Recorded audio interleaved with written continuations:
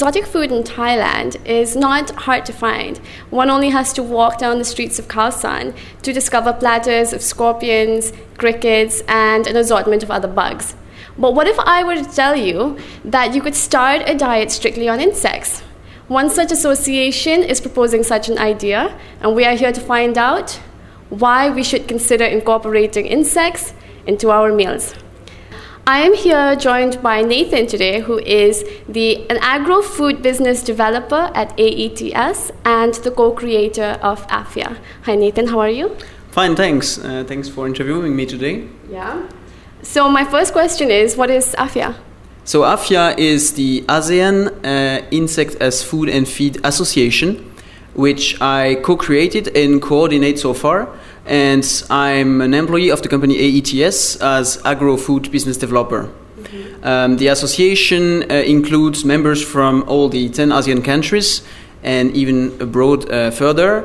And we promote the consumption and production of insects as food and feed. Okay. Let me ask you, why insects?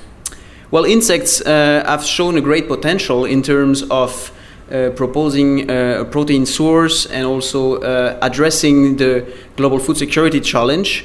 So that's one of the big solutions we have for the 9 billion people expected on the planet in 2015.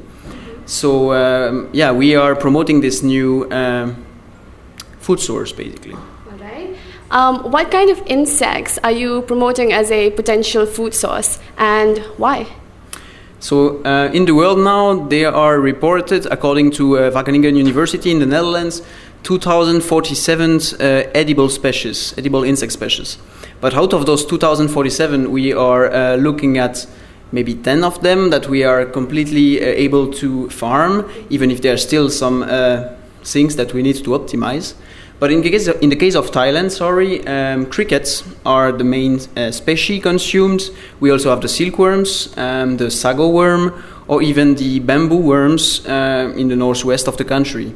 So there are different species in different parts of the world, and we have only started to investigate maybe 1% of all the potential. All right. And how has the public perceived your association? Well, actually, we try to educate the public about the potential of insects, both for food or for feed applications. And I will say it's about 10 months now that the association has started, and it's quite positive. We have an increasing number of members. Also, the consumer acceptance is increasing at a slower rate than expected, but still more and more people are getting interested by this new protein source and are understanding more the issue with food security and protein production. Right. And why should people switch from, say, your normal protein source like meat to crickets?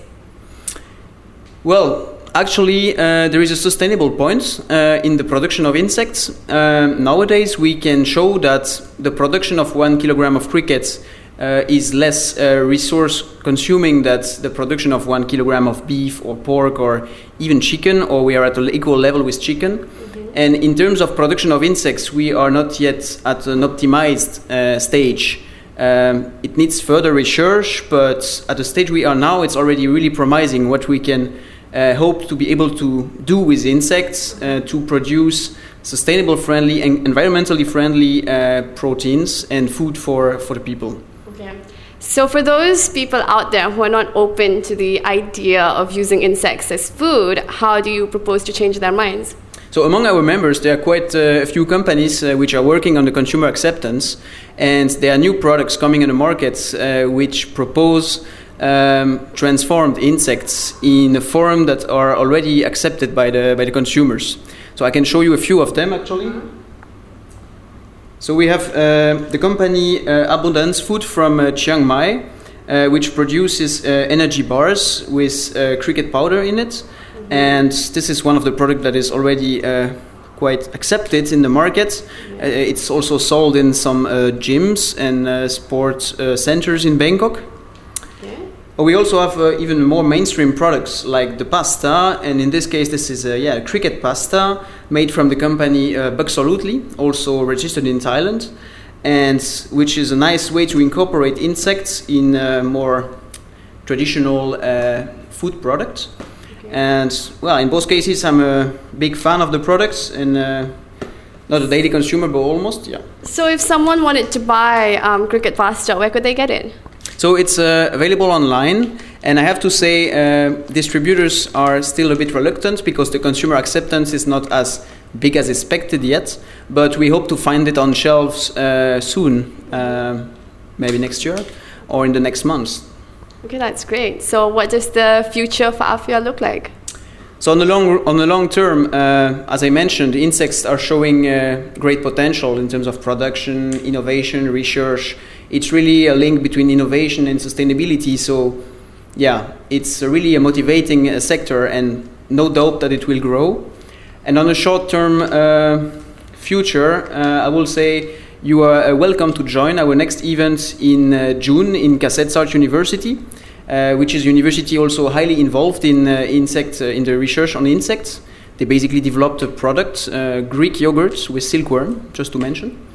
And so on the 23rd of June, we will have industry stakeholders, researchers coming to this event and explaining to the public what are the great features of insects, both for food or feed.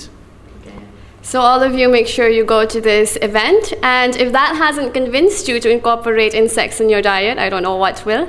Thank you so much for joining us, Nathan. I'm Georgina Dunn for ThaiLawForum.